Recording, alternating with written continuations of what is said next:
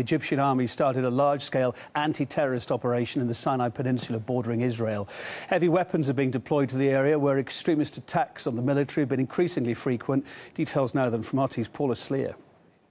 What we do know is that the Egyptian military has closed all entrances in and out of the Sinai. It's launched a 48-hour operation to deal with a sudden increase in the number of Islamists operating there. The information that we have is that there have been violent clashes in the area of Sheikh al-Zayed. Now, not only centered there, but also in areas like El Arish and other villages in the surrounding area.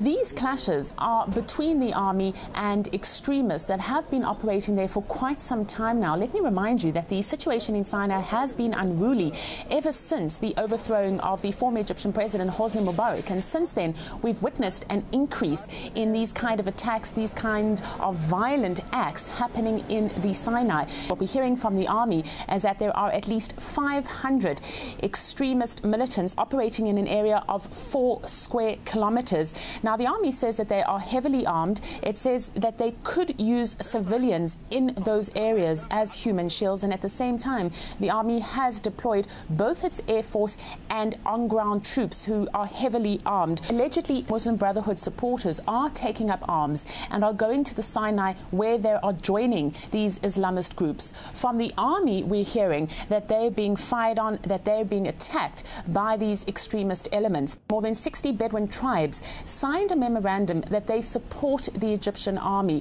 and that this is a support for the Egyptian people. They're trying to put some kind of order there, but the situation is merely continuing to descend into chaos. Paula Sleer, our Middle East correspondent. Well, for more on the operation in Sinai, let's talk to terrorism and Middle East expert Walid Farah is joining us on the line now. Hi there, Walid. Who are these people that are launching attacks on the security forces in Sinai, then, as you see it? It is basically a mix of many people. Originally, these were members of the Jama'ah Islamiyya, an offshoot of the Muslim Brotherhood years ago, of the Islamic Jihad of Egypt, whose chairman was Zawahiri, the current head of Al-Qaeda.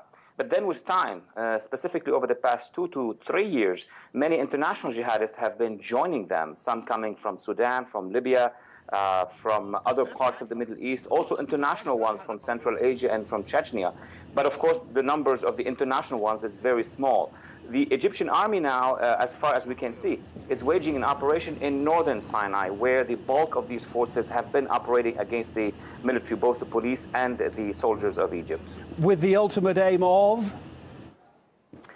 Making sure that these forces, the jihadi forces, won't have an enclave. The Egyptian army, that is, knows that had the Morsi regime continued few more months, according to information from the Egyptian army, of course, there would have been a declaration of an emirate of northern Sinai. It's online, actually. The information is now made public. And that would be the equivalent of Waziristan, for example, in Pakistan, or northern Mali. So the Egyptian army first concern is to make sure that there will be no exclusive control by those terrorists. And then, of course, the Egyptian army knows that they're going to be fighting a long war against the terrorists in Sinai and most likely also in mainland Egypt. Yes, so it begs the next question. Just how effectively can the army deal with this threat as they see it? Look, the Egyptian army is well trained. It is an army that has experience of wars, not just being pro-Western, but it was also involved in wars with Israel.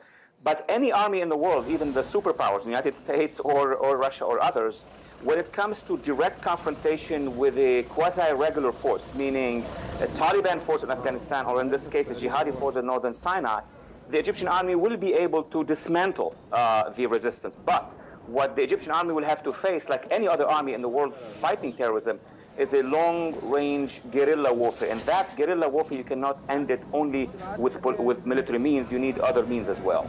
Is there another aspect to this, i.e. that the army are trying to wipe out any potential political opponents brewing there?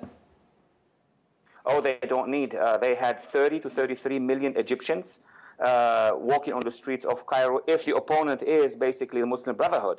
So the political battle is happening in Cairo and major other cities. And in this case, a slight majority or a larger majority of Egyptians have chosen the secular government instead of the Muslim Brotherhood, which remains a very strong opposition.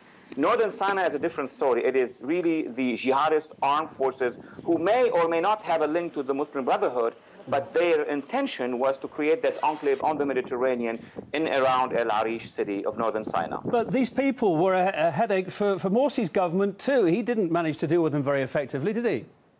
No, he was not. Now, the criticism of Morsi is he could have ordered the same Egyptian army to go and do the same operations a year and a half ago, but he did not. And the reason why he did not is that some of his right-wingers, meaning the Noor Salafi party, have links to those jihadists. They come from the same background. And we remember 6 months ago, Morsi government sent a delegation to negotiate with those jihadists. That was one of the criticisms by the army and by the secular parties. Well, Faris, thanks ever so much for your thoughts.